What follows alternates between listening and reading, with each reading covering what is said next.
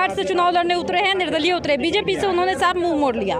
क्या लगता है ये किसको जो है इसका इफेक्ट होगा, किसका डैमेज होगा इसमें? डैमेज भारत में इतना जालिया प्रधानमंत्री कहीं कभी नहीं सर आए। उन्हीं को वोट करेगा, मोदी जी को इस बार वोट नहीं करेगा।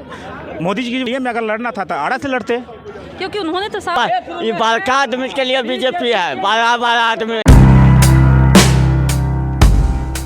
प्रेरणा, आप देख रहे हैं द टुडे बिहार और आज का मुद्दा है पवन सिंह का। जैसा कि आपको पता है कि पवन सिंह को आसनसोल से टिकट मिला था बीजेपी के तरफ से, जहां पर उन्होंने साफ कहा कि अगर मुझे आरा से टिकट मिलता तो ही मैं चुनावी मैदान में आता। अब निर्दलीय पर्चा उन्होंने भर दिया है, लेकिन सवाल अभी भी वही है कि इससे नुकसान किसका होने वाला है। तो इसी बात पर हम जनता से जुड़कर राय लेने वाले हैं कि क्या लगता है लोगों को, इससे किसका नुकसान होगा। क्या लगता है, ने निर्दलीय पर्चा भर दिया है, अब क्या लगता है कि पवन सिंह क्या कुछ नया कर पाएंगे? देखिए पवन सिंह की तो पहले गलती खुद की है कि जहाँ से उनका आसनसोल से पहला बार बीजेपी सीट दिया था तो उनको वहाँ से लड़ना चाहिए था, क्योंकि पहला बार कोलकाता में बीजेपी का सीट निकला था तो आसनसोल से निकला था। लेकिन खुद का गलती की है कि हम आरा से लड़ेंगे। ऐसे भी हमारे पवन सिंह कहते हैं ना कि थोड़ा सा मूड बनने में समय लगता है, मूड अभी नहीं बना है। अगर मूड नहीं बना है, अगर अब बन गया है तो आप अभी दूसरी जगह जो कारागढ़ से लड़ रहे हैं, आप अगर लड़ना था तो आप निर्दलीय में ही आपको लड़ना था तो आप खुद अपना आरा से लड़ लेते, क्या दिक्कत था आपको? जब आपको लड़ना ही था, शुरू में कह रहे थे कि आरा से मिलेगा तब हम लड़ेंगे, तो आपको निर्दलीय में अगर लड़ना था तो आरा से लड़ते, क्योंकि उन्होंने तो साफ साफ उस वक्त कहा था कि मैं अगर लड़ूंगा तो आरा की सीट पर ही लड़ूंगा। हाँ। अगर आप निर्दलीय में लड़ते, आपके तरफ कितना वोट पड़ता है तो आप इस बार नहीं तैयारी जम के होता, आप परिपक्व हो जाते हैं राजनीति में। दूसरी बार, इस बार जीत नहीं होती, हार जीत तो राजनीति में लगा रहता है, लेकिन दूसरी बार अगर 29 में आप आते तो आपको पता चल जाता ना कि आपको कितना वोट पड़ा है। तो वो जो बीजेपी वाले से आप सीट लेना चाह रहे हैं वो भी देखता कि नहीं है इसको इतना वोट पड़ा है, इसको मतलब यहाँ के लोग पसंद करते हैं, आपको सीट मिल जाता। तो आप वहाँ गए हैं जहाँ आपका कोई न जान है न पहचान है, आप गए हैं वहाँ पे, तो समझिए कि वहाँ से तो ऐसे भी सीट निकल जाएगा। दूसरे को माले को मिला है सीट गठबंधन में, इस बार वहाँ का लोग उन्हीं को वोट करेगा, मोदी जी को इस बार वोट नहीं करेगा। मोदी जी की वजह से उनको वोट नहीं करेगा। मतलब नुकसान लगता है आपको कि बीजेपी का होने वाला? देखिए पवन सिंह भी वहाँ कुछ वोट काटेंगे, जो युवा लड़के यंग लड़के हैं जो अब वो नहीं देखता है कि ये विकास कौन करेगा, वो सीधे देखता है कि कौन स्टार है, उसको ये पता नहीं है। पवन सिंह देख लेगा सॉन्ग में अच्छा गाता है, फिल्म अच्छा करता है, इसी को दे देते हैं, सिर्फ हीरो पर दे देगा, तो कुछ तो वोट नुकसान होगा। और तो ये जो है माले का जो सीट मिला है CPI को निकाल लेगा। अच्छा, हम एक सवाल पूछेंगे कि अक्सर हम देखते हैं कि भोजपुरी के जो भी स्टार है, मनोज तिवारी है, रवि किशन है, सब जो है वो आ चुके हैं, इसमें राजनीति में आ चुके हैं, लेकिन आपको लगता है कि एक अच्छा अभिनेता एक अच्छा नेता भी बन सकता है? देखिए जहाँ तक इसमें आने से पहले हम तो ये चाहेंगे कोई भी आता है, मतलब फिल्म दुनिया से कोई भी आता है तो अब कोई भी पार्टी डायरेक्ट उसको टिकट नहीं देना चाहिए, पहले परिपक्व करना चाहिए। एक भाई आता है, अभी जैसे मान लें निरहुआ जीत के गया है, उपचुनाव में जीते हैं, आप कंटिन्यू जाकर देखिएगा, वहाँ के लोग से पूछिएगा तो हमेशा फिल्म शूटिंग में ही रहते हैं, पूरा मतलब कभी यहाँ जाते हैं कभी वहाँ, लोग के बीच में नहीं जाते। वैसे नेता को चुनना चाहिए जो पूरी तरह से आप फिल्म दुनिया को छोड़ दे। जैसे तेजस्वी यादव खिलाड़ी खेलते थे, छोड़ के आए, चिराग पासवान जो था ना हिंदी फिल्म छोड़ के आया है, आप परिपक्व हो गए हैं। सारे लोग हैं जो मतलब लोगों के बीच में रहते हैं, वो लोग को भी वही चाहिए। जैसे ही हंस दिने रिंकिया के पापा के आप देखबे किए हैं, कैसे रहते, कहाँ कुछ कहीं जाते हैं, उनका अपने क्षेत्र भी पता होगा। एक रवि किशन जी हैं, इस बार सब जाने वाले हैं, इस बार कोई नहीं आएंगे, सब जाने वाले हैं। सब परिपक्वता होना चाहिए ना भाई। आपको आना है तो कंटिन्यू। पहले आप एक हमारे यहाँ से बिहार की बात की जाए तो अशोक चौधरी की बेटी है, वो पैराशूट से उतर दिए हैं। लोजपा के हमारे चिराग पासवान जी कहते हैं ना कि फर्स्ट बिहारी फर्स्ट, मतलब बिहार को आगे फर्स्ट, बिहारी फर्स्ट। और वैसा कर दिया कि परिवार को फर्स्ट कर दिए, एक अपना जीजा को उतार दिए, एक खुद पे उतर गए, एक अशोक चौधरी जी की बेटी को उतार दिए। कहाँ गए ये? माननीय नीतीश जी कहते थे ना कि परिवारवाद हमको नहीं चलेगा, परिवारवाद के खिलाफ हैं। आपके परिवारवाद में ही उनका दादाजी भी कांग्रेस का मंत्री रह चुके हैं, अशोक चौधरी जी का पिताजी। ये संबित जी आ गए हैं, पहले कभी झंडा किसी पार्टी का नहीं ढोए हैं, आए सीधे पैराशूट से उतार दिया गया।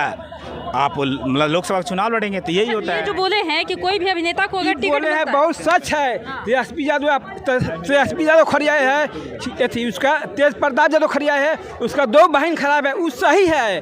चिराग पासवान खड़िया ये तो खराब है। देखिए बिहार में देखिए खेला चलने वाला नहीं है, बिहार में बीजेपी खेला चलने वाला दूसरा कोई नहीं है, कोई संपर्क नहीं। ये क्या है, ये लोग सोचता क्राइम होके हम लोग लूटे और रहे, वैसा नहीं होगा बिहार में। बिहार योगी जैसा चाहिए बिहार। जी बिल्कुल की बात कर रहे हैं। लालू सबको पता है कि परिवारवाद है, वो नहीं कहते कि हम परिवारवाद में नहीं है, लेकिन हमारे जो आए थे प्रधानमंत्री जी क्या कहा था, परिवारवाद हमें नहीं है। राजनाथ सिंह का बेटा परिवारवाद, राज सिंधिया का आप नाम सुने होंगे, परिवारवाद में है। आप समझ रहे हैं ना, वसुंधरा सिंधिया का एक बेटी को उतार दिया लोकसभा में इस बार, राजनाथ सिंह का बेटा उतार ही गया। इधर लोजपा की अगर रामविलास पासवान के पूरा खानदाने के किया जाए तो उतार दिया। अरे लालू जी तो परिवारवाद में तो पहले से बदनामी थे कि परिवार को उतार देते हैं, लेकिन आप अगर सच में रहते तो आपको नहीं ना उतारना चाहिए था।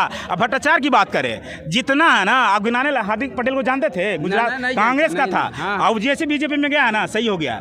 सुने ममता बनर्जी के भाई काहे मोदी में चला, ये बताइए ना, काहे चला है मोदी में? वही तो मोदी एक ऐसा सच आदमी है कि पूरा नेता मोदी में आएगा, दूसरा किसी नहीं है। अजीत देख लीजिएगा, खाली जो शरद पवार बोलते हैं पूरा इंडिया में घूम कर किसका शरद पवार के जानते हो? ये मत, अरे अजीत पवार के जानते हो? नहीं जानते, नहीं जानते तो सोशोलॉजी मत करो। तो चूजा रहो। प्रधानमंत्री जी क्या बोले थे? मिसिंग नहीं पता तो नहीं बोलो, पता तो बोला। अरे जब भ्रष्टाचार है तो तुम कहो कि हाँ इसमें है, कहो कि हाँ इसमें है। सब में भ्रष्टाचार है, लेकिन सब में है, कम में तो सब में है। दूध का धुआं कोई नहीं है। बातों को चार ऐसा नेता है कि बिहार के धजिया बदल देगा, दूसरा किसी से नहीं बदलेगा। इतना जाली भारत में आज़ादी के बाद से इतना जालिया प्रधानमंत्री को नहीं बैठा था। कहाँ जालिया है? आपको लिए जालिया है, कभी हमको लिए जालिया है, जालिया है, खाली भ्रष्टाचार। सुनिए, बातों को रखिए ना, झगड़ते क्यों? बात कर देते हैं। भारत में इतना जालिया प्रधानमंत्री कहीं कभी नहीं सर आए आज़ादी के बाद से। क्या किए हैं? अब न बोलते हैं, बोलिए। जो पहला बार चुनाव में, भैया बोलने दीजिए, देखिए जबरदस्ती मारा मारी कर रहे हैं। नहीं है सरकार है, देख रहे हैं हम लोग एकदम सरकार है तो क्या हमें दबा रहे हैं जी। जब प्रधानमंत्री बनने के पहले जनता को बोले कि 15 लाख रुपया दे खाता में। ठीक है, जवाब आपका हम देते हैं। और कोरोना में हुआ था, थरिया बजवाए, मोमबत्ती जलवाए, दिवाली जलवाई। पहले बोलने सर दीजिए। बोलना हम बोलो। और बेरोजगारों को रोड पर लाके छोड़ दिए कि जो रेलवे और बैंक में हमारे बेटा और भतीजा के हर साल कुछ न कुछ नौकरी चाकरी मिलता था, आज वो टोटल बंद हो गया। ये चीज मानते हैं कि सर काराकाट से चुनाव लड़ने उतरे हैं, निर्दलीय उतरे, बीजेपी से उन्होंने साफ मुंह मोड़ लिया। क्या लगता है ये किसको जो है इसका इफेक्ट होगा, किसका डैमेज होगा इसमें? डैमेज मोदी जी के होने जा रहा है। पूरा देश में महागठबंधन की सरकार बहन जी बनने जा रहा है, कोई रोक नहीं सकता है। हम हैं राजद में मिल गए बीजेपी में, अब होटलबाज हैं तो मिल गए तो हो गए सही। सर वॉशिंग मशीन है बीजेपी वाला। यही बताइए भैया, सदर पवार का नहीं जानता है, राज सिंधिया का नहीं जानता है। आज जो यहाँ ट्रेनिंग कराया गया है आप लोग, रोड और सुनिए मेट्रो और पुल, भैया पहले सुनिए, हमको बोलने दीजिए। मेट्रो और पुल बनने से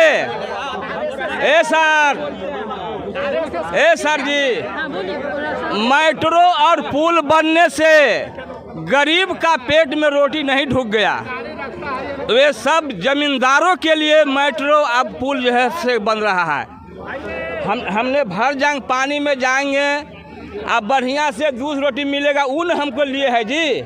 खाली पुले बनने से हो गया? पूरा इंडिया चकचका रहा है। खाली क्या चकचका गया? बेरोजगार सर, रोजगार को क्या आप कहना चाहते हैं? ठीक है, देखिए मुद्दे की बात हो, देखिए बात मुद्दे की होनी चाहिए। ये जो बोल रहे हैं सही है? सही है। बीजेपी जो कर रही है इससे आप लोग खुश हैं? नहीं, गलत है। नहीं, बीजेपी से खुश नहीं? नहीं खुश है। गरीब का ही मारने के काम कर रहा है। ये बड़का आदमी के लिए बीजेपी है, बड़ा आदमी के लिए, गरीब आदमी का नेता नहीं है। अच्छा, ये जो पवन सिंह जो है अब निर्दलीय अपना नामांकन करवा लिए हैं, काराकाट से चुनाव लड़ेंगे, वो किसका डैमेज करेंगे क्या लगता है? आरजेडी को डैमेज करेंगे, बीजेपी को नहीं करेंगे। बीजेपी कभी नहीं नहीं करेंगे।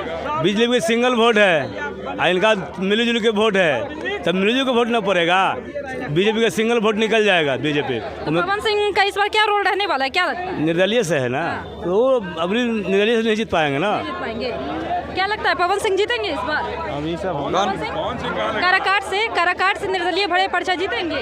नहीं, बार नहीं जीतेंगे। नहीं जीतेंगे, ठीक है। क्या लगता है पवन सिंह जीतेंगे इस बार? पवन सिंह जीतेगा।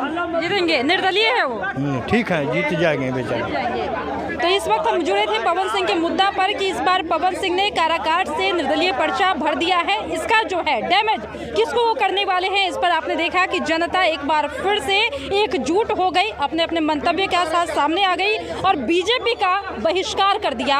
हालांकि यहाँ पर माहौल थोड़ा गर्म हो गया, लेकिन जनता समझती है कि आगे किसे वोट करता है, क्योंकि जनता ने कह दिया है कि वो काम के आधार पर ही वोट करेगी। फिलहाल इस वक्त की खबर में इतना ही, और भी ऐसी तमाम वीडियो अपडेट्स के लिए बने रहिए हमारे साथ और देखते रहिए हमारे चैनल द टुडे बिहार। धन्यवाद।